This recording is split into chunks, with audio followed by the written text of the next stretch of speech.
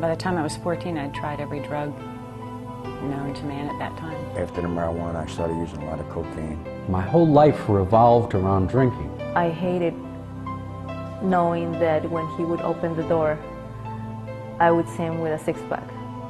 It became more of not just a lifestyle, it became my life. I got into a lot of ecstasy in high school. I was physically abused, sexually abused for many years. I was intoxicated 24/7 and nobody had a clue. She said to me in no uncertain terms, "You've got to go." She said, "This is it. I can't take this anymore. I'm calling the police." When I came to, there were many police cars there. I was pretty beat up.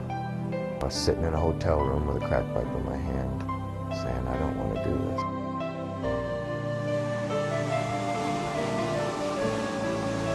Hesitation or the fear of getting clean and sober was losing all my coping skills, all my tools. Those were the things that allowed me to be me.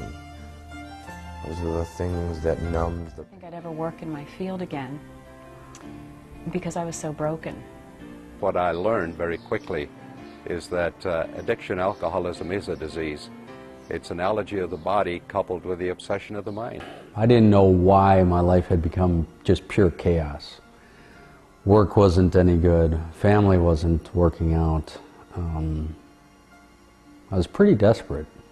So I was concerned about him getting better, getting help, getting somebody that he could talk to and tell him the right path.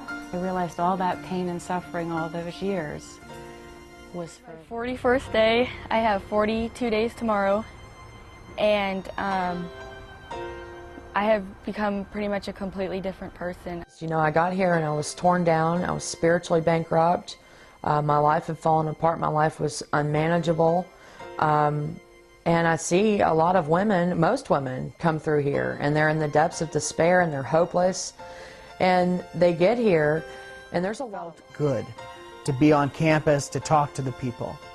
It kind of took away some of my fears, made me feel a little more comfortable. The first day I got here, I was very nervous and uncomfortable, but all the girls were really, really nice, really supportive.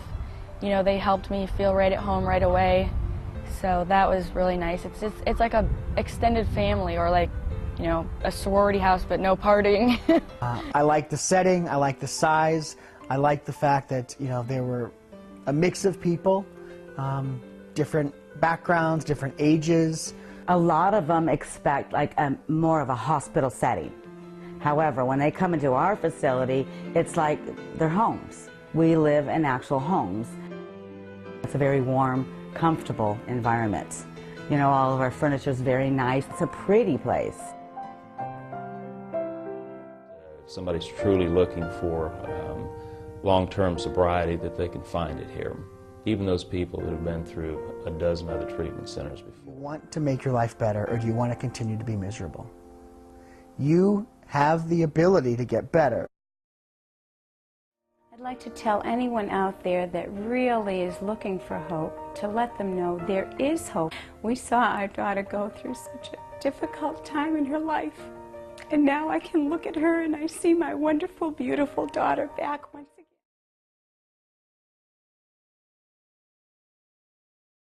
Pick up the phone, you call, and you talk to one of our crisis counselors who will help you through the process of really figuring out where you are in your struggle and what next step that you need to take.